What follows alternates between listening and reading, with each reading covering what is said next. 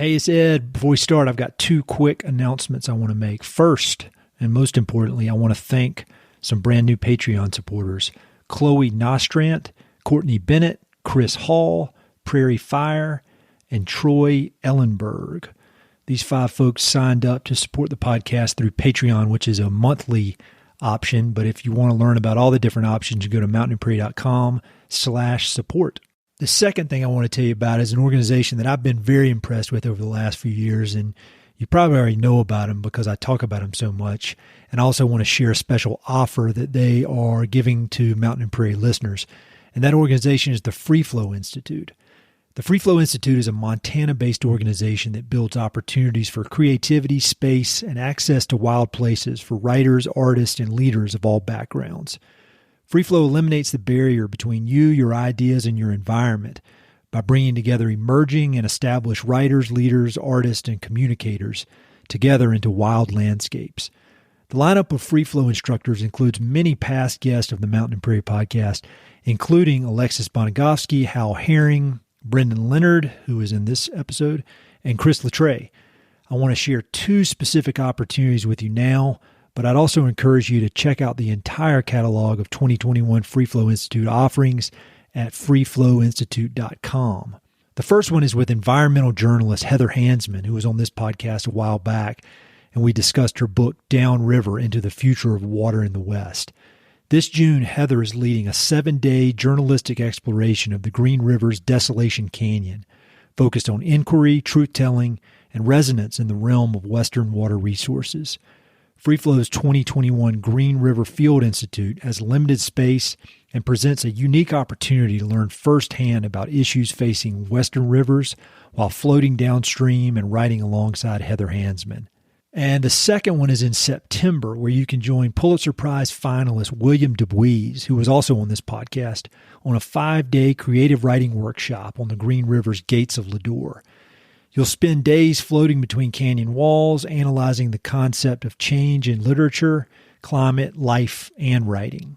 Scholarships are available for these and all Free Flow programs, and registration deadlines are approaching, so get in touch with Free Flow by visiting their website at freeflowinstitute.com or shoot them an email at info@freeflowinstitute.com.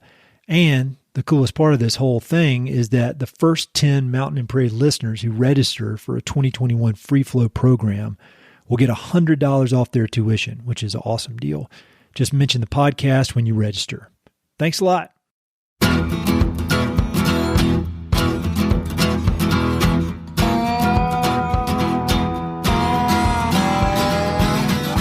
Hey, this is Ed Roberson, and this is the Mountain and Prairie podcast, where I introduce you to some of the innovative individuals who are shaping the future of the American West. I meet most of these people through my work in land conservation or through my hobbies and interests that revolve around spending time up high in the mountains. My guests include ranchers, writers, entrepreneurs, conservationists, athletes, artists, adventurers, pretty much anyone who's doing important work, has an interesting story, and loves the American West. My guest today is Brendan Leonard.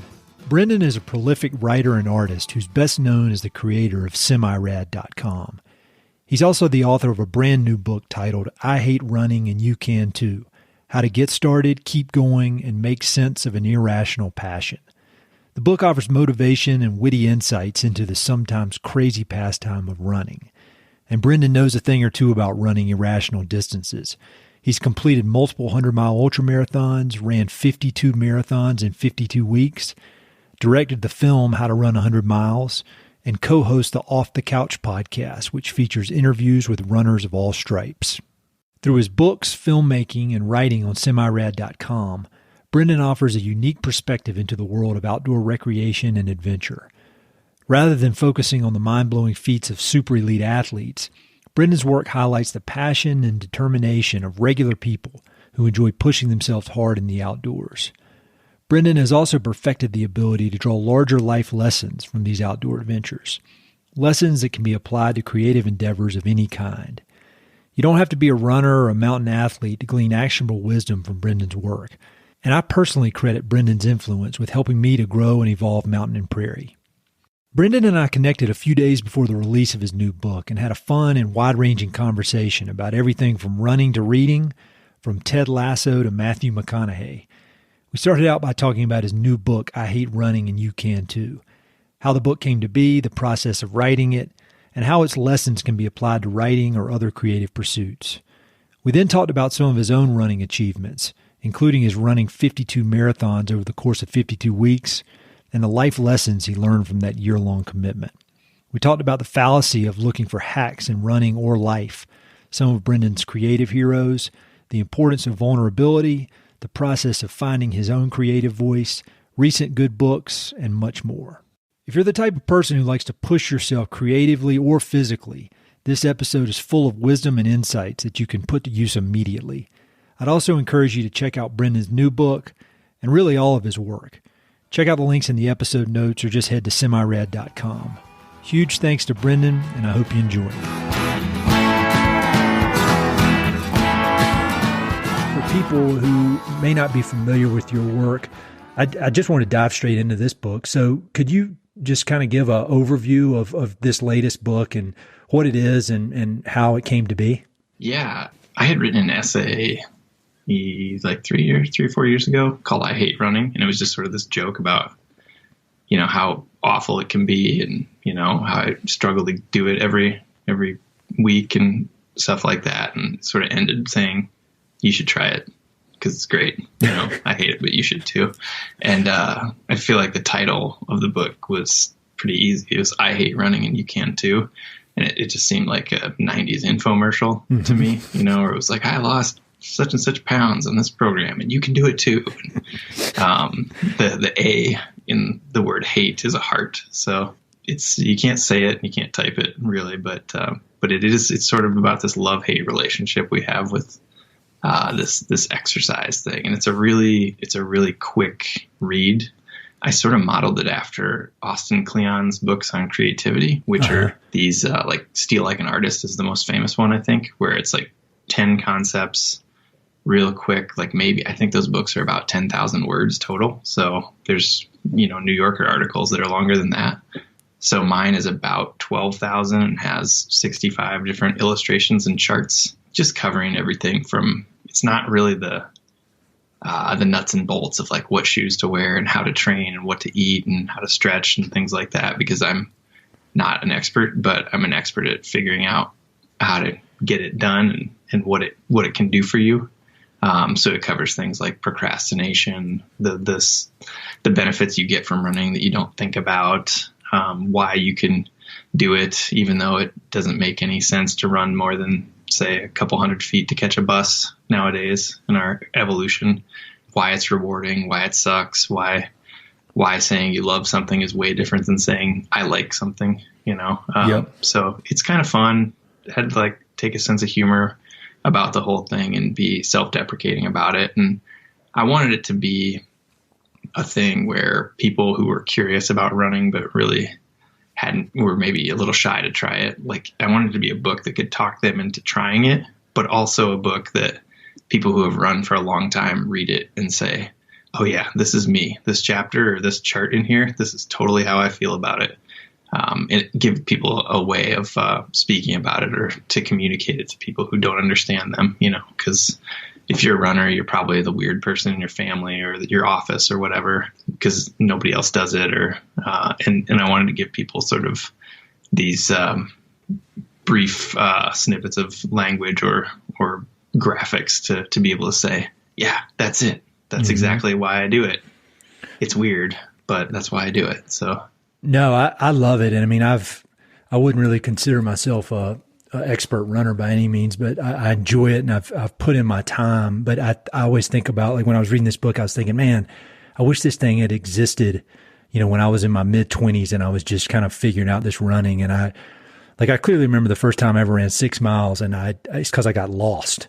And it was like, it blew my mind that I could run 6 miles. And a book like this, the way that you don't take yourself seriously, but it's like a generous, funny, lighthearted look at doing hardcore stuff. I mean, because there are lessons in here that you can apply to running 100 miles or running a 5K.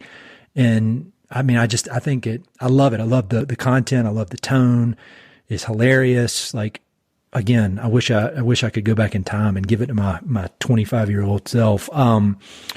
Can you just give an overview of your running, the kind of running that you've done? Because for somebody on the outside, like if they read your bio, they're like, damn, this guy's a hard ass. He run a bunch of 100-milers and all that.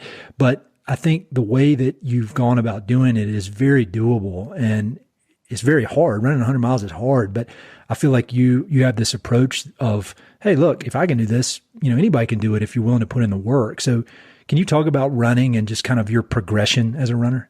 Yeah, this is like the introduction of the book gives sort of an overview of that, where it kind of ripped through my resume really quickly. And like high school, I ran sprints, was like not a super talented athlete, but got a little faster in my senior year and was like co-captain of the track team and ran 4x100s and 4x200s. And I think I joke in here that my coach put me in the 400 meter at one point. And I was like, this is long distance, coach. I can't do this. Cause it was like 250 meters, and I would just fall off the back and come in at like 8th place. So like, just 50 yards behind everybody else. But yeah. And then I just kind of didn't really do much of it till I picked up smoking in college, which was, maybe give you an indicator of how much of an idiot I am and how old I am too, because it was still fairly acceptable then, indoors even. Oh yeah. But, so 2005, I was like, I gotta quit this. This is awful. And, I had tried a bunch of different things like the patch and all sorts of things that you try that you don't really work that well. And I finally said, I'm just going to sign up for a marathon and train for a marathon, and that'll make me quit smoking. And it worked. And that marathon was probably to date at that point in my life was the hardest thing I'd ever done. I guess I was 27 then. And, it was cool. It was a cool experience. And I was like, okay, good, time for a nice break from that. So I didn't do any sort of race for like 9 years, I don't think. Yep. It would run a little bit, Actually, that's not true. I did like the Pride run in New York City with my buddy Sid when I was staying there, and it was like a 7-mile run around Central Park, but nothing serious. I wasn't like regularly running during the week at all. But 2015, my friend Jason and I we've been friends for 15 years at that point, and we had sort of kind of always talked about the idea of running ultramarathons, and we'd do a trail run together every once in a while, because that's basically his only mountain sport. Uh-huh. And I would try to keep up and whatever. But he signed up for a 50K, and I thought, maybe I'll give it a try too. And, I finished like barely. I got to the 25 or 26 mile mark and had some just incredible pain in my knee. And I was like, what is this? I tore something. I'm screwed. And I was on my way. I was just going to limp back to the last aid station, which was about 200 feet away. And I started, going down the polite Midwesterner train of thought where, well, what's going to happen when I go back to this aid station? These people are going to have to take time and call my girlfriend, and she's going to have to come pick me up. And I'm like, that just sounds like so much of a hassle to put people through. I think maybe I'll just turn around and try to gut it out. So I started walking. I was like trying to massage my knee, and what it ended up being, I think, was IT band pain. Oh, from running a lot in about the 3 weeks that I had to prepare for the 50K, which is not enough. But I walked for a while and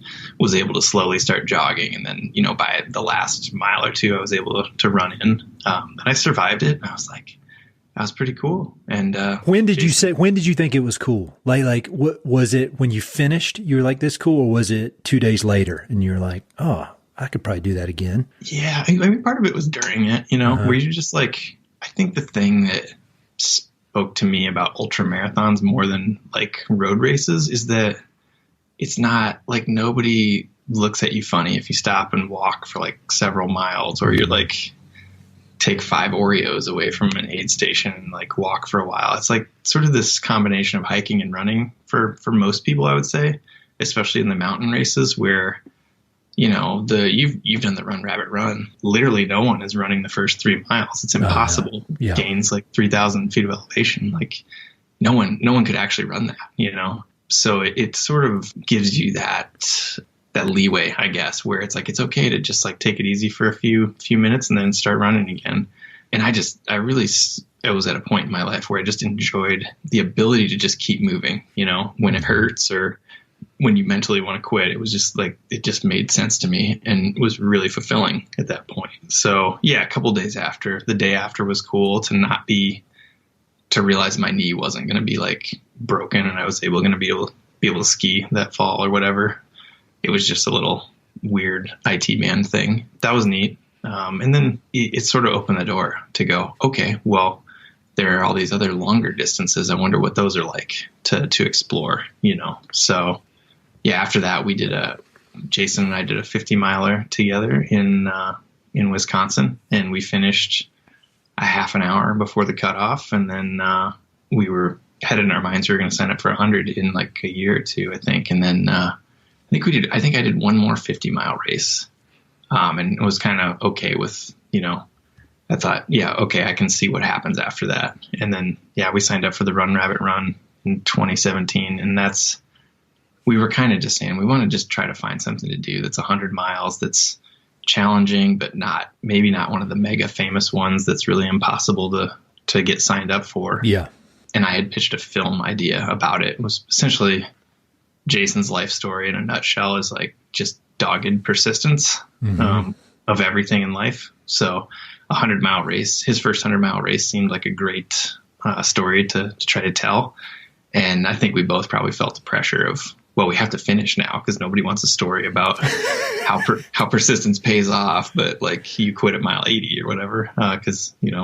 So it was added pressure for, I think, both of us, but me specifically, because I was working with a big film budget and was directing and producing. And in addition to directing and producing, I had no idea what I was doing with the film or the running. So it was just like jump in with both feet times 2 or 3, I guess. So it was, we finished, which is amazing. Yeah. Well, I mean, you can say you didn't know, and maybe you didn't, but like you finished a 100-mile race, which is no joke. And you made this awesome film.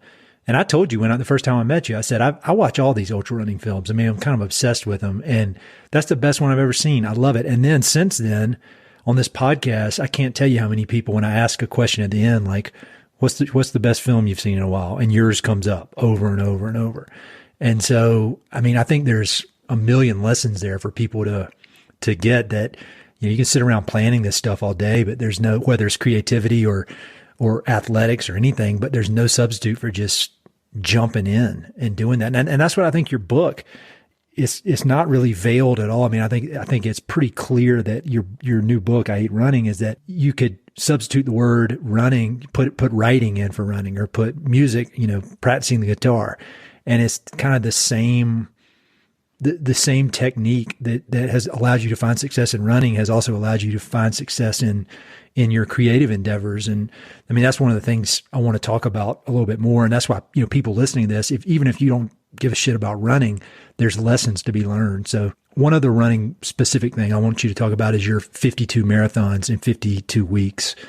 Cause that is a lot. That's a lot of running. Can you talk about how that came to be? Because you just approach it with this laid back, no ego, at least no visible ego to the world outside. Like you just seem to crank it out. You just do it and you do it and you do it and don't make a big deal out of it.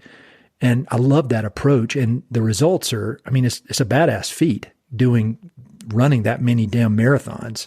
How did that come to be? Yeah, I was turning 40 that year, and I was like, well, I should do something kind of cool. And I thought, well, maybe I'll try to run like 40 marathons. How it came to be is I had spent the previous year almost sort of taking a break from anything running. I was running the whole time, but not like doing big races or big events. And I was in New York City with my friend Forrest we were working on a book project, and we were done. And I had said, we should try to run around New York City and get a slice of pizza in every borough while we run and make it into a marathon. And he's like, yeah, that's a great idea. And so we got a late start. We actually had a lunch meeting, and by the time we got started, it was like 2:30, 3 o'clock. And our friend Sanjay joined us. And so we sort of decided, instead of trying to go to all 5 boroughs, because it would have been impossible to work in Staten Island with, it would have added this logistical layer that we would be out till like 1 a.m. or whatever. We just said, let's just eat 5 slices of pizza. We'll just eat one every 5 miles, and that's our marathon. So we did. It was absolutely awful. We had another friend join us, and let's see, probably about 10 miles in, maybe Carl joined us right before slice number 2. Uh-huh. Yeah. And, by the 4th one, we're all just like, this is just an awful idea. And you're not like sprinting, you're not running as fast as possible. You're stopping, going into a pizza restaurant, sitting down, eating a slice of pizza, moving on.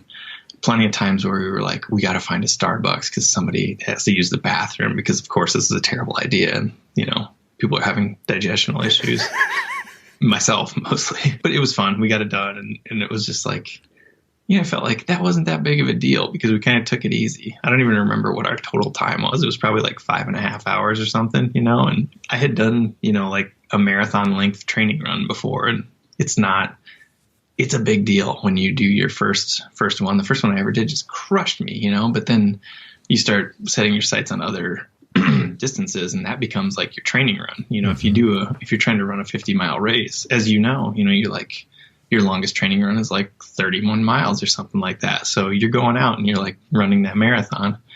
And I thought, I wonder if I could do like a bunch of those. So, and I didn't want to like announce that I was doing it or like make some big deal out of it. I just wanted to try it and be able to fail quietly and stop if it was like, I wrecked my ankle or something like that, So I think it was January 2nd. I was at my parents' house in Iowa, and I'm just like, okay, I'll just go run around dirt roads outside of town here. And like, it was snowy, got chased by a dog. Yeah.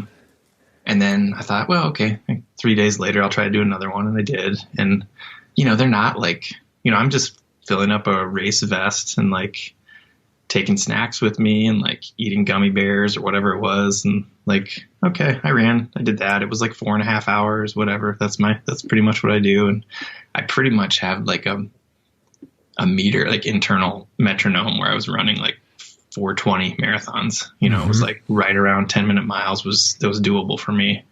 And they just started stacking up, and I didn't want to sign up for a race every weekend, which is that's how a lot of people, there's just so many people who have done this like 52 marathons thing. Like I would say probably dozens, but a lot of people will sign up for a race every weekend, which seems like it's a massive logistical thing, because then you got to fly to X place and, be there. And I don't have the money or the flexibility to do that. Yeah. And I also didn't think that wasn't really what I wanted to illustrate with it. It was like, that's sort of a really big thing. And like, you could do that if you were raising money for somebody. I think that's what people have done. But I just kind of wanted to be like, yeah, you can run a marathon out your front door, which is what I ended up doing a lot of times. I'd take the dog for like 4 miles or 3 miles and then drop him off at the house and, maybe use the bathroom one more time and then finish the other 23 miles or whatever. And many of them were not fun. They were just grinding it out, laps around City Park in Denver, or whatever. But I ran the Colfax Marathon in Denver, ran the Missoula Marathon in Montana, got into the New York City Marathon that year. And then I did a bunch of ultramarathons too. So I was talking to Forrest early in the year, and I said, I think I'm signing up for this 100-mile race, but I think that just counts as one marathon. And he said, oh, no way. You got to count that as 3 marathons. Like so I would be running in an ultramarathon race, and I would be looking at my watch going, 26.2. Okay, stop, start again. And then I would restart my thing, and which is ridiculous, but it did allow me to have that. And boy, when you get that far into it and you're keeping track of all these things on Strava, you're like, I was doubling up. I was like, I'm going to time this on my phone and on my watch, because if one of them conks out and doesn't upload, I don't want to have to run, a 53rd marathon. Oh yeah. And Strava will mess up. Yeah, I've had it mess up on me before, like on 3-mile runs. And it's like, you don't want to play around with that with a marathon. It didn't happen that whole year, which was awesome. And I have rarely, it was like in the early stages for me, it happened a couple times, I think, or like I would get, I think I was always running 26.3 miles just to make sure, you know what I mean? I didn't want to stop the watch and have it upload and have it say 26.1. And you'd be like, no. whoa, So yeah, and I think I got ahead of schedule. It was like, I'll just try to average one a week or whatever. And I think I ran the last one like the first week of December, which is like, it was like spitting rain and like 38, 40 degrees outside. And I was running just stupid laps around City Park in Denver, just getting rained on, feeling pretty miserable and thinking, well, this is exactly how I thought it would end, like just an idiot running around his neighborhood. Like this is how it ends. But it was really cool. And you and I have talked about this, but because of that experiment, I got in touch with this guy, Eric, who had run a 5K a day for 365 straight days. And we interviewed him for a podcast I co-host, and he and I could compare, notes a little bit, but I started doing that 5K a day thing, and I only made it to 50 days this year. And I was like, man, I hate this. Like, I can't do it. Matt, like, huge respect for Eric for being able to do it, but that made me hate running more than anything long distance I've ever done. It was just like, God, this just feels like such a chore every day. Oh yeah. So, I connected with Eric, after I was on your podcast on Instagram, and, I sent him a message because it was going to be like sub-zero around here for a few days. And I sent him a message. It's like, all right, it's getting real now, because I think the high was going to be like -5. And he wrote back, he's like, oh, that's no problem, man. Up here in Minnesota, it's like -20. And I'm like, dude, and it's humid there too, like that guy's a hard ass, man. And he that podcast y'all did was great. I'll link to it. People need to listen to that, because he was traveling around the world, and it's not like it was during a quarantine where you can, everybody's home all day. He's going to different sides of the world and making it happen. Yeah. I'm very inspired by that kind of story, and your specific marathon story where, it doesn't have to be a big deal. It doesn't have to be these big races. You can just have these adventures out your door, Well, one question is kind of a silly question, but I bet you've thought about it. Like, how are you different after having done that? Because, that's, no matter how you look at it, even though you're laid back about it, that's a big deal. What lessons did you learn from that you can apply to real life? Because you and I have talked about that. You pointed out that it was a book. I just was saying it was a quote called Conquistadors of the Useless. And a lot of these endurance sports are, they don't really serve a purpose, really. On the surface, because, climbing a mountain or running 100 miles or whatever is kind of silly if you just look at it on the surface. But there are these life lessons you can take from it. And what lessons did you take from that 52 marathons? Gosh, I think more than anything, it was just more of an illustration of my whole attitude towards life, where it was just like, get in there and grind it out, and there'll be results. And there were so many forgettable miles and forgettable runs that I was just like, it's like brushing your teeth, you never go, oh man, you remember that time like 2 years ago, that one night when I was brushing my teeth? That was so awesome. It's like, you just do it, or flossing, whatever. But among those, it was such an interesting, there's just so many great memories from it, because the Colfax Marathon started like a mile from the house, and Hillary is in good enough shape, but that, running shape that summer, where I just said, you want to run that marathon? Yeah, sure. So we just walked over, ran the marathon, walked home, got the dog, went and got a pizza, and, there were some of those marathons were like in the dark in the mountains in North Carolina, just miserable by myself, just like grinding it out in the middle of a 100-mile race. Or there's one, they were all over the United States in my travels that year. And one of the coolest things was, I did so many of them just by myself, and nobody knew what I was doing. Nobody cared.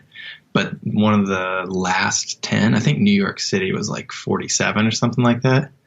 So I got to run with my friend Sid, who's done, I think that was his 11th New York City marathon. Oh, wow. That he's done. He grew up there and has been doing them for so long. But you go from these lonely, stupid marathons that you're running in the heat at your house, or just out your front door, to like running a race with 53,000 people. And that New York Marathon is such a big deal for so many people, because they're running for in memory of somebody who died of cancer, or to raise money for a charity, or they're pushing someone who has sort of handicap that they can't run, but they're doing it together. And it's just this swath of humanity and all these different approaches to running. And a lot of people are taking it really seriously, or like it's the biggest thing in their year.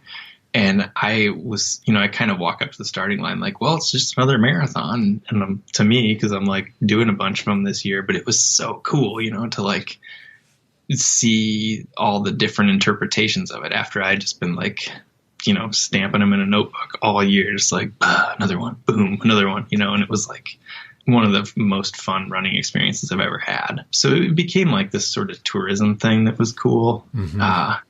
But yeah, I don't know. I think somebody asked me about recovery, like what I do for recovery, and I don't really have an answer because I'm not very good at it. Like I should stretch, but I don't stretch. But I know that's gonna bite us. Oh yeah, big time. It already kind of is, but I just can't do it.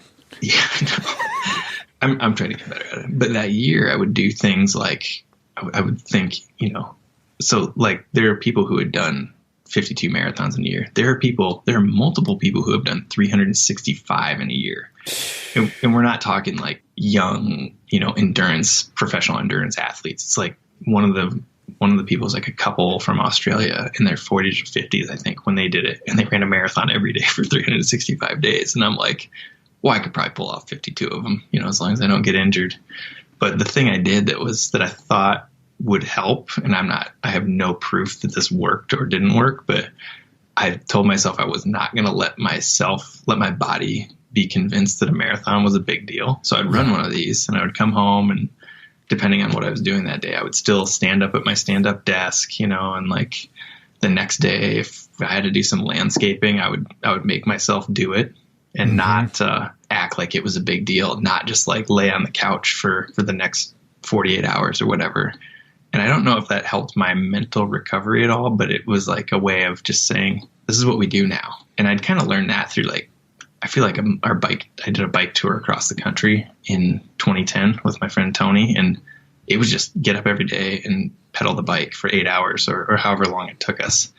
And you can't really train for something like that so much as your body just learns while you're doing it. And it's like, oh, this is our new reality. Okay. All right. We do this now. Just keep shoving 8,000 calories a day down your throat and we'll keep moving this bicycle. So I think I had sort of learned how to maybe tell my body it wasn't that big of a deal. But even then, after I finished, like a month and a half after I finished, probably, I got sick and I had a pretty rough time getting over a cold. And I think it was my body just being like, okay, we are done now, oh yeah, stop. One more kind of high level question about it. We talked about this when we did our little Instagram live thing the other day, but you started out more in the climbing world and then have kind of transitioned into this running world. Do you see any changes in your approach to creativity, your approach to work, just your approach to life as you have become more of a runner and gotten into this kind of grinding mentality with the running? Because I know it's affected me in very good ways. And I'm always curious if it's done the same for other people. How is that becoming a runner and a committed runner affected the other parts of your life? Oh yeah. I think I got in much better shape because when I was climbing a lot, I was younger and sort of transitioning out of that period in life where you don't really have to exercise that much and you can eat whatever you want. But I should have been exercising more. So I'm way more fit for mountain stuff now. Not necessarily like I can't climb 5'10". I don't even know if I can climb 5'8", but I can definitely take on long days in the mountains with a lot of elevation gain. Mm-hmm. But yeah, creatively, I thought it was, I'm not sure how to actually, it's easier to see for me how the regularity of doing something really adds up with running. Yep. I was really bad at, for like climbing. I would not train. I hardly ever went to climbing gyms. I just wanted to climb outside. Thusly, I did not get very strong and would, work like things would pop out of my shoulder. They wouldn't pop out, but it was like, oh God, my shoulder hurts now. I probably shouldn't climb for a little while. But the training paying off and I've heard people say like if I had to give up, I think Amelia Boone said this in some video, but she was like, if I had to give up racing or training, I would give up racing because the training is the thing. And I agree with that wholeheartedly. Like there's this, the race is, people will say like a celebration of all the miles you put in, but like think of all the hours you put in, training. It's like, that's the magic stuff, Yeah. That's the fun. You have all these memories of hours and hours and hours, of doing it, even though of the vast majority of them pass by and are like super, super mundane. But, Hillary's like working on a book right now, and I'm telling her like, this is the magic part. I know it's like stressful and you're like racking your brain to try to make it the best thing possible, but like the selling of a book is not nearly as fun. It's fun to see people pick it up and interact with it. But like when you're making it and you have all this, it's like this, anything can happen, like you have all these dreams for it and things like that, and what you're going to make it and how it might change people's lives and stuff. And then putting it out there is just like, God, it's over. I did that thing. That was so cool. Like I think about certain songs that have been made, and like, if you think about what it was like to be in the studio when like somebody was making this hit and they were all looking at each other like, oh my God, this is amazing. Like when the magic was actually happening, like I guarantee you that's way better than like, the 500th time the Rolling Stones played I Can't Get No Satisfaction. They're not looking at each other like, yeah, this is magic. They're like, Jesus Christ. Like, I can't believe we're playing this song again. I mean, maybe they love it. I don't know. But I think that that sort of period where you think you're training for something, but that's like actually it. Maybe that's the lesson I've learned. I don't know. No, I think that's great. And it reminds me of the chapter in your book about there are no hacks. And I don't want to spoil the book because I want people to go out and get it. But could you talk about that chapter a little bit? Kind of the idea of there are no hacks. And I think even if there were hacks, would you really want them?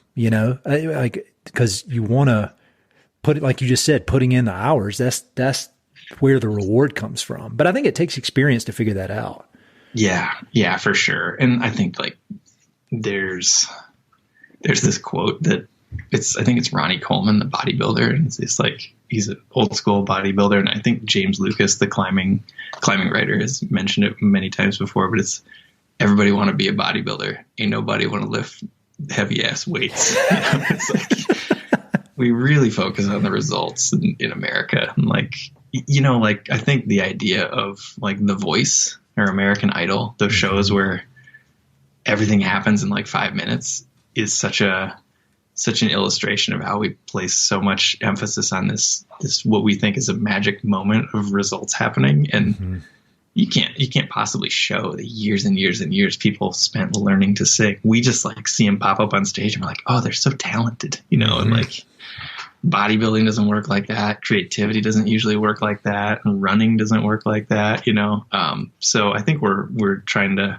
because of some of the marketing culture we have and in America and in other countries, it's like, yeah, just buy this thing. It'll do this thing for you, and I'm sure there are products that make a difference, but like you don't just buy a pair of shoes and show up at a marathon and just crush it out. It's like you have to have put in some miles. The special shoes might help you for sure, but like it's not like they're that magical that they can just blast you across the finish line. And I don't think any product is like that I know of in my life. Like they're all tools for sure, but we're sold the hacks. And like I feel like I've mentioned this guy who pops up in my YouTube ads all the time, and the pizza guy. The dude's cut. He's cut like Ginsu. Yeah, I'm not even sure. He's like, I think he shit talks pizza, but I'm not sure. But it's like, you're like, what are you actually selling? Like what is he selling? Do you know? I need to watch it. Yeah, you don't need to watch it. Stop watching. He looks like a guy I grew up with. Like he looks identical to this guy, Neil Davis. If you're listening, he looks like you. That's a compliment. I don't know if Neil's that cut, but their face looks like that. Yeah, but it's like, oh man, that guy may have some great genetics and he probably spends a ton of time in the gym, but it's not like I'm going to order those supplements and then, binge watch all the seasons of Game of Thrones and I'm going to sit there and get ripped. It's like, you still have to like, be active and do all these other things correctly, but it's a product, and it's like, that's how you sell products. And you give people this hack. It's like this one weird trick that'll change your life. And like, literally, I don't think anything works like that ever, you know. Maybe there's something I'm missing, but that's sort of the point of that. It's like, there are no hacks is the title of the chapter. And it's like, the point is actually doing the thing. Like, that is so rewarding in itself. Not like, I know the narrative that we concentrate on in sports is like the finish line and the victory and the ninth inning and like the game 7 and the fourth quarter and stuff like that. But like, you don't just get to like the Super Bowl. Like, you don't just pop in there and be like, all right, we just need to have one good half of football this whole year. Yeah. And we're going to win this. It's like you play that whole season or whatever. And it sort of focuses on that. And I guarantee you that when people look back on, you know, these championship seasons they've had in sports, I'm sure they think a little bit about the last second where they throw the ball up in the air and the crowd goes apeshit. But like, I think they probably have many, many more memories of all the, you know, the other 82 games they played in an NBA season or whatever it is, and all the other time they put into it, because it's like this release of joy after, you know, we've been working so hard for this for so long. You know, it's not a fluke or a hack, I guess. I think, and I don't know, but I feel like I understand that a lot better than I did, say, when I was in my early 20s, you know, where the goal is, you have this goal and you just want to finish it. But I fully believe that and, you know, embrace that idea. And I think the older I get and the more I understand the point of process in everything. I mean, everything from raising kids to, you know, running to work, whatever. It's a real powerful concept, I think. And I think it's swimming upstream to understand it. I've gotten a lot of benefit from like Tim Ferriss, but I remember there's some story in one of his books where he won some kind of judo championship by figuring out how to, quote, hack the rules and like push people out of bounds or do something. And so he won the gold medal. But I'm like, well, so what? You know, did you really? I mean, you missed the point here. And I would wonder now that he's, you know, mid 40s, how he looks back at that. I don't know. I think that's a really good shift that makes experiences more rich. Who do you admire as either athletes or artists or creators? I mean, who do you know, obviously I guess the end result is important, but who do you admire their process? Oh boy, that's a good question. Like, you keep mentioning your buddy Forrest, and I've never met him, but you speak so highly of him all the time. Like, what makes him such a great collaborator? That we are complete opposites, for really? one thing.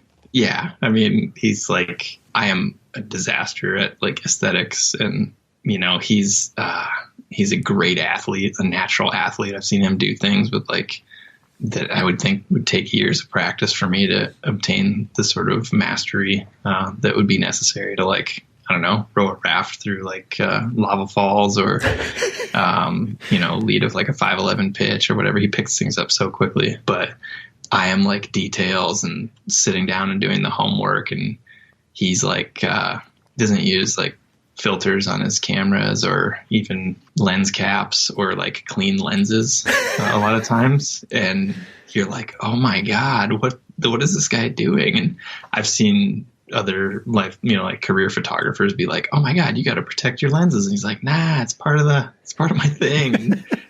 The results are like, you're like, oh, wow, that's amazing. I can't believe you did that with like shit all over the lens and, you know, whatever. But yeah, we have two completely opposite approaches to life. Other than like there's a deep caring about the other person. Yeah. Like he's a great friend, but we approach things completely differently, and I think that helps. And we just do different things. Like I do words mostly, and he does images, and mostly he's capable of writing as well. But yeah, I don't know if I understand his process enough to admire it. I'm just like, well, that's just black magic, buddy. That's how you do it. It works. Yeah. That said, I think hanging out with him a lot has taught me, and it taught me enough about cameras where I was able to pick up like 4 or 5 tips that he gave me that allowed me to be able to shoot a little bit of video to make like usable film for like our How to Run 100 Miles film. That was a large part of just like hanging out with Forrest and realizing how to run a Canon 5D And y'all have a new book out, right? That you just collaborated on?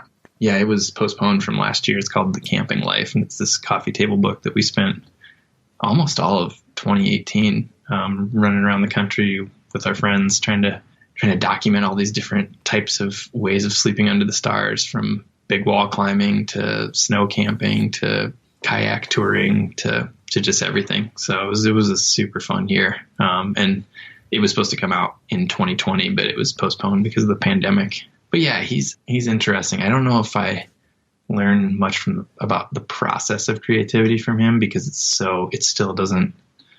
I think that's part of the mystique, where I'm like, God, I can't believe you did that. That's great. That's magic. But yeah, there's a lot of people I look up to as far as just how they present their work or their brand. Aaron Draplin is one of my heroes of just like, I just love everything that guy does, like from the work he creates to his persona on stage. He's sort of he's a graphic designer, I guess I would say. Uh-huh. And he's from Michigan, but has lived in Portland for, God, I want to say 20 years now. And he's just he shows up and does these speaking gigs, and he's like dropping F-bombs and like talking shit, and just, he's really has this sort of working man's aesthetic.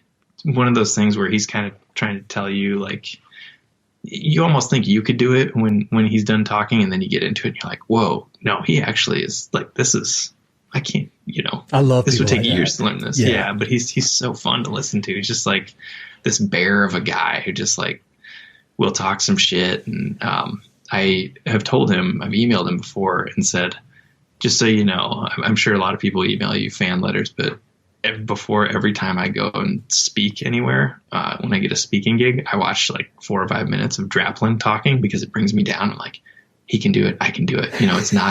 It's not this like super polished TED Talk thing where you have the Britney Spears headset and you're like, what if I told you that the pauses and the stalking the stage, he's just standing behind the podium, just blasting out like some, songs and showing people stuff and talking shit. And it's really cool, and it's super engaging, and he makes a living doing that. And it's really cool stories, and he's an easy person to root for. When he says on Instagram, like, oh my God, I got to design a U.S. Postal Service stamp. It's like, you're excited because he seems like such a good dude. So I have a couple of his posters and his book, and I look to him, and I don't think I can do anything super similar to him, but he's one person I follow. And then Adam Kurtz is another sort of designer, artist, writer I follow, mm-hmm. who is his stuff is more like, it's kind of like self-helpish. I don't know how to describe it. It's inspiring, but like down to earth stuff that's hand drawn. And he has a pretty big following, like 300 some thousand people. Oh, wow. And he does a planner every year. And it's got all these fun messages and stickers and stuff in it. And when you order stuff from him, he sends out like these pencils that say things are what you make of them on there. And his first product that really like made any money for him was these balloons he had made, because I think the story is he was breaking up with a guy, uh-huh. and he was always the one who got broken up with, but he was just like, I feel terrible about this. And he made these balloons for this guy that said, sorry, I'm such an asshole. And now, like when you go to the Strand, the bookstore in New York City, they sell these balloons that Adam makes that say, sorry, I'm such an asshole. And he literally is just like this guy who put together these messages and was like, oh yeah, I just literally Googled custom balloons. And the first person that popped up, I started using, and I think he still uses the same one to this day. But he sells jars that just say feelings on them. And there's all sorts of fun stuff, but he's another person I kind of look to and go, this is really interesting stuff. Like it's one thing to put a logo on a t-shirt and have people want to buy it, but it's another thing to create something that people want to, like, what do they want to say to the world through a t-shirt, and to think about that and try to make a t-shirt that people want to wear is something interesting to me for sure.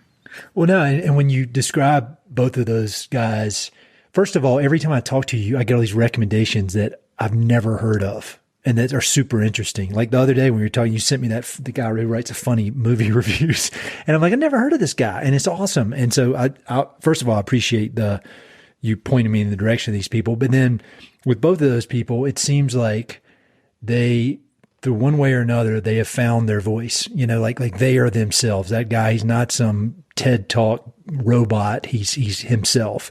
And, the other guy is making these funny things that are only he can make. And I feel like that's what you do. And like with your t-shirts, I mean, they're a perfect example of that is you. And it reminds me of that blog post you put up maybe a month or two ago now called Thanks for 10 Years, Finding a Voice. And man, I loved that. I bet I read it 6 times, and I sent it to my parents even, because I was like, this is just so cool. I don't even know how to really ask a question about this, but I mean, can you talk about that process of finding your voice? Because I mean, you've got this popular spot on your website where you sell these t-shirts that are uniquely yours, like Practice Maximum Enthusiasm. I actually put on the Practice Maximum Enthusiasm shirt this morning. I was like, oh man, I can't be wearing, that's like wearing a concert wearing a t-shirt to the concert of the band you're going to see. But I just love all that stuff, and it's uniquely you. So I don't know if the question is like, how did you develop the confidence to do that? Or was there ever not confidence to do that? Or when you put those t-shirts out, are you like, oh man, is anybody going to buy this? This is I think it's funny, but does anybody else? I mean, I don't know. Talk about finding your voice.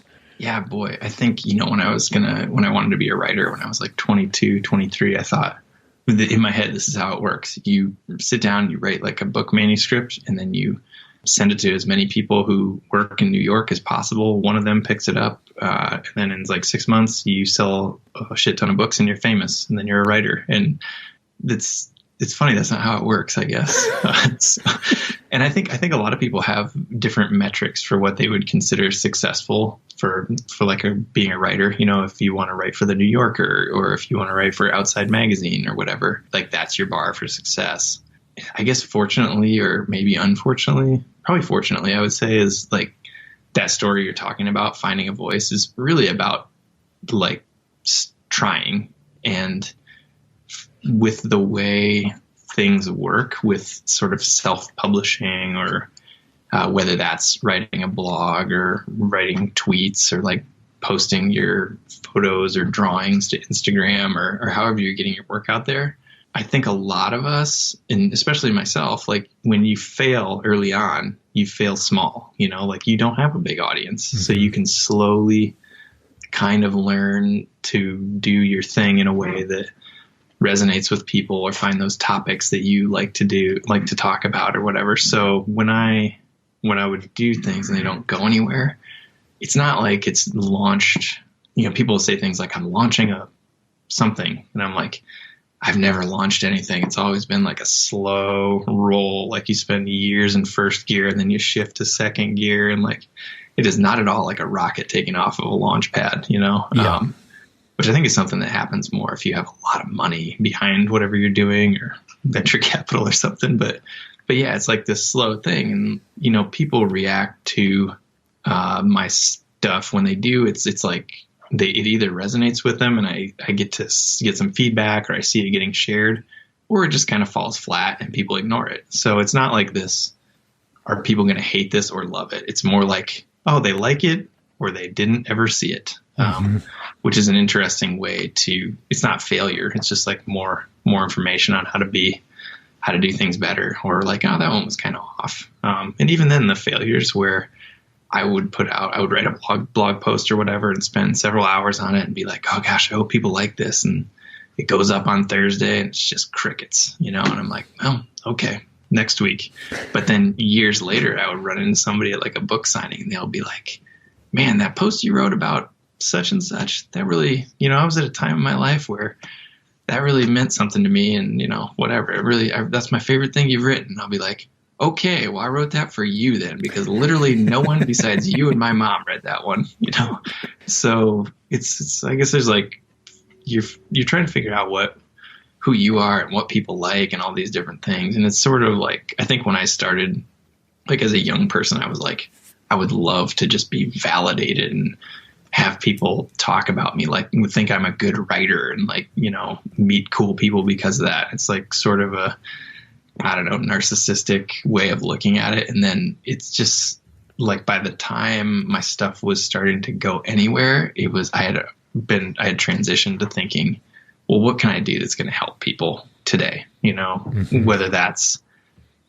talking about something that's going to make them consider their own lives or try something new, or just maybe just an innocent, ridiculous laugh at something that's just funny and they can move on with their day. And there's just this little bit of levity in it because I put something out there. So I'm still not sure what the voice is, but I'm like, I think there's a slide in there where it talks about like, I'm just swinging at a pinata every I love that. week. I love It's that. like, I don't know. Here we go.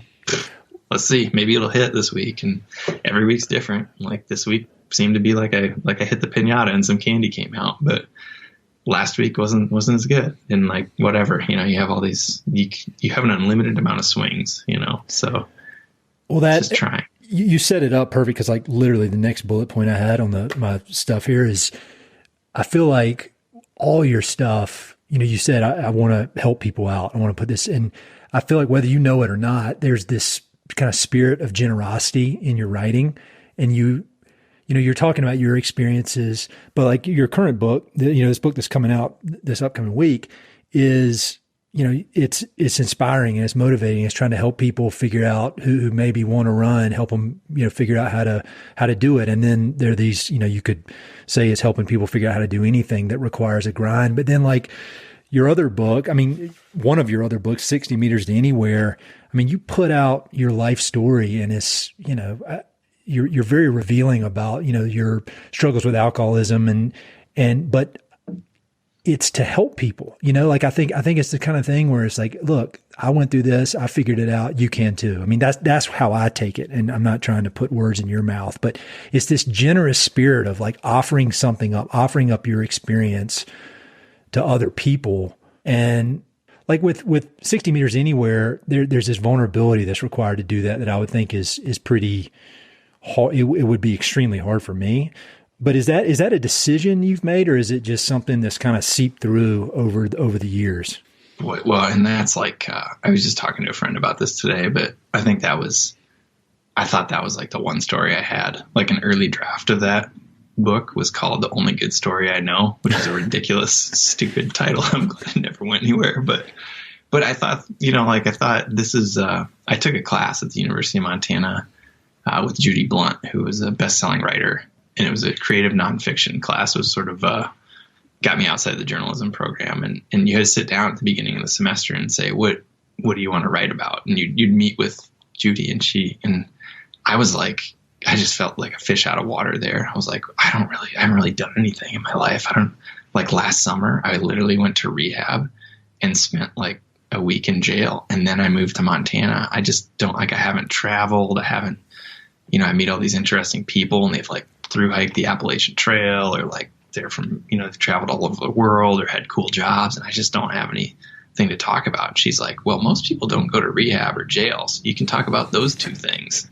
So the first assignment I had for that class was this essay about this tattoo I had gotten. And I was thinking about showing it to my grandma because it's about being Irish. And it was a 1-page assignment. And a version of that made it into that book, eventually years later, like 12 years later. But that was the first thing where it was like, okay, I might have something to talk about that could help people. And as I read more and more addiction books, memoirs, they all seemed like they were like stories of how bad of a person somebody was while they were using whatever substance it was, or the transformative experience they had in rehab. And it was never like, here's what happens after you get out of that. And it just kind of sucks for a while because you're like weird because you don't drink or whatever. And by the time I had really done a lot of writing of it, I was living what I considered to be a really amazing life. I had a day job, but I got to go rock climbing in Colorado on the weekends. And like, how crazy is this? And it just was, I just wanted to sort of show people like, yeah, it's okay. Like you'll get out the other side and you'll find a new thing. And I think at the time I thought that was pretty much the best hope I had of helping people. Yeah. So I hope it does. They got shot down multiple times, like 50 times or something like that. And one of the publishers who shot it down or rejected it was like, I think you have 2 different books here. One's about rock climbing and one's about addiction. And I was like, no, I do not. Like, and they didn't publish it, and that's fine. It's great. It became a good book because of who published it and the editors I worked with. But yeah, I don't know. I don't know. It's like, I watch people on Instagram who are really good at writing these like really earnest and revealing vulnerable captions on photos. And like, this is like a form of storytelling that I observe. Mm-hmm. And I am so glad I was able to do my thing before that became a choice for me, because I'm glad that if somebody hates my stupid story about rock climbing and addiction, that they have to go to like Amazon and shit talk it, yeah. Or write me an email. They can't, it's not coming out in these micro doses, and people aren't arguing in my Instagram comments about how I should live my life differently, or how which happens to people, and it's awful, so I'm glad that was out. And like, nowadays, most of my stuff is less personal, and it's more about trying to find this universal thing that we're universal experiences or feelings we have. And it's less about me personally, and people can just disagree with the art instead of the person.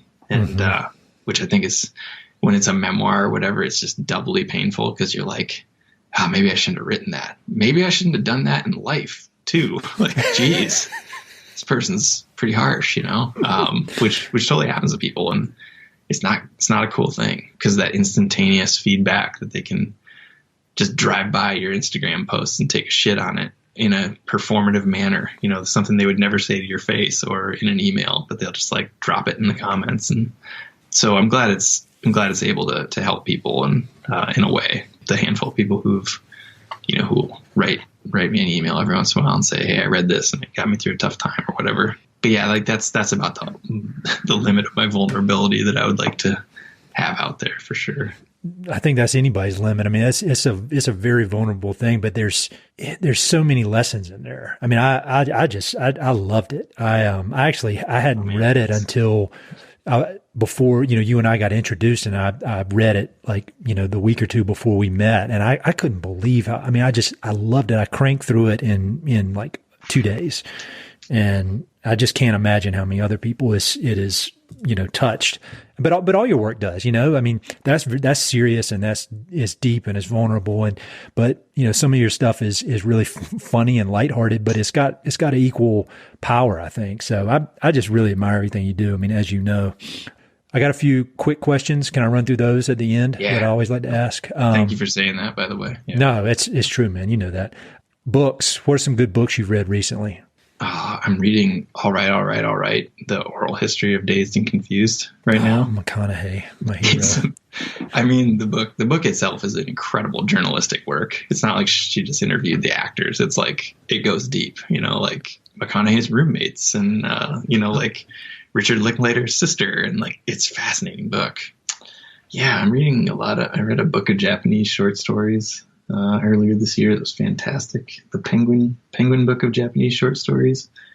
There's a book by this guy, Craig Maude, called Kissa by Kissa. Mm-hmm. And it's a book he self-published sort of via his own crowdfunding platform. But he is walking around to these, he's an American living in Japan, and he walked like 600 kilometers between these type of cafes called Kissas, a lot of which serve pizza toast.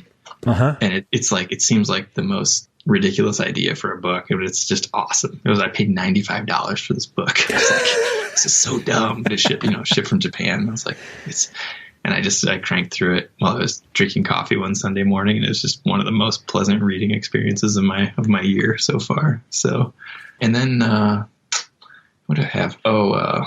Kevin Barry, who's an Irish writer I love. He has a new book of short stories that I just started, but he had a book called Night Boat to Tangier that came out late 2019. You sent me that. And I really apologize, but I've not yet read it. I need to. It's amazing. I need to read fiction. Okay. It's a quick read. He talks about that book, about how it was his experiment of writing something and then pulling the scaffolding away to see how little he could actually write and get the story across. And yeah, I love that book, man. You got good recommendations, man. They're completely outside of my normal stuff, which is what I need. I get in a little bubble. You don't do a lot of fiction though, do you? No, but I'm trying to. Yeah. The pandemic has made me do more for some reason. I think my brain got scrambled up a little bit because I'm reading more. Oh, there's a baseball book. I'm sorry. Yeah, there's a new baseball book coming out that I actually got to write a blurb for called The Only Way is the Steady Way by Andrew Forbes. Oh, cool. I read the guy's first book and wrote him this gushing fan email.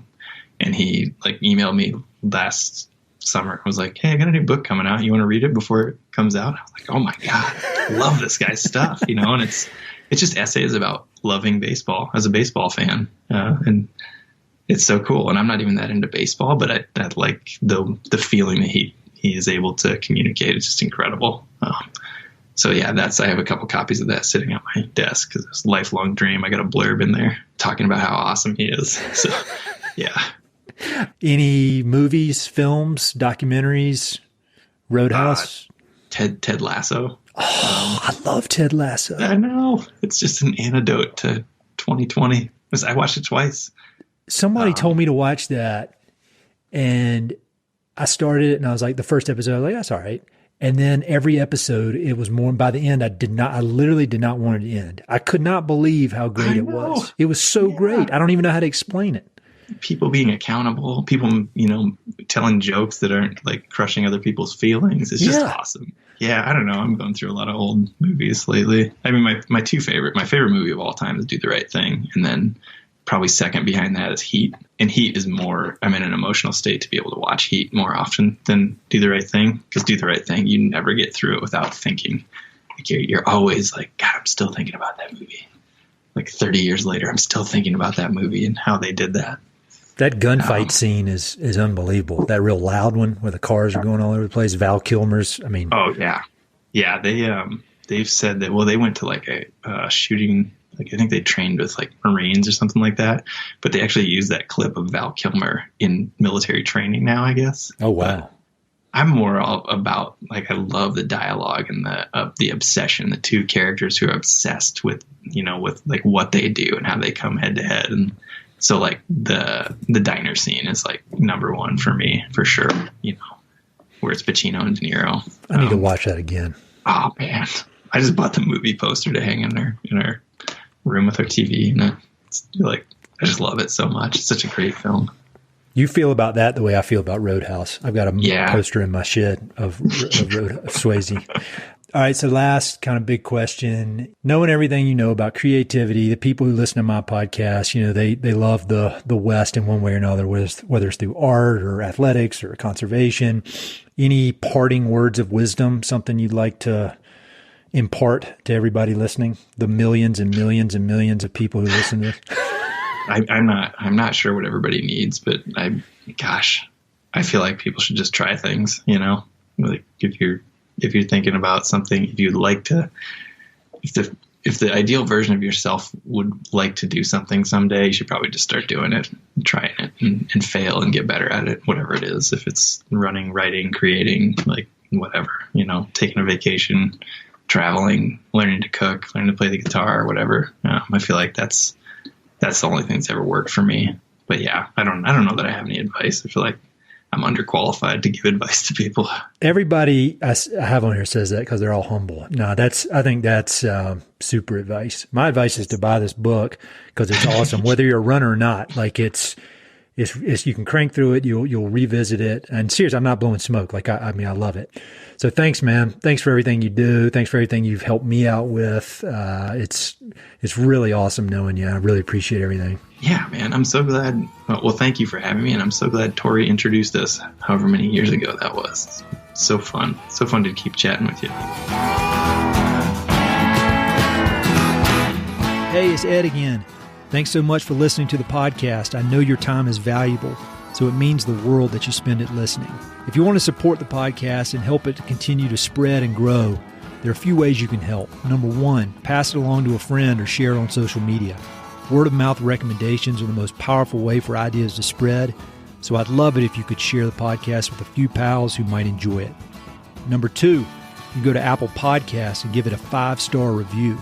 Good reviews encourage the Apple overlords to suggest the podcast to others. So there's a link in the notes if you'd be so kind as to give it 5 stars. Number three, you can support the podcast financially via Patreon. and there are exclusive benefits for those who do, including a monthly behind-the-scenes newsletter, Mountain Prairie stickers, live and recorded video chats with podcast guests, and much more. Number 4, I've also got 2 emails that I send out. The first is my weekly email called Good News from the American West, which I send out every Wednesday. It's only positive news, something we can all use a little more of these days. And my other email is my bi-monthly book recommendations email. One email every other month with 5, 6, 7, or 8 books that I've recently read and highly recommend. The thousands of people on both of these lists will vouch for me. No spam or other funny business. And number 5, finally, check out my online store for Mountain Prairie stickers, shirts, and coffee mugs. I've got some really cool designs from Western artists with more on the way. So head to mountainprairie.com/shop to check it all out. I'd love to connect with you. I'm on Instagram and LinkedIn, so look me up on either of those platforms by my name or through the links on my website. All right, that's it. Thanks so much for your support.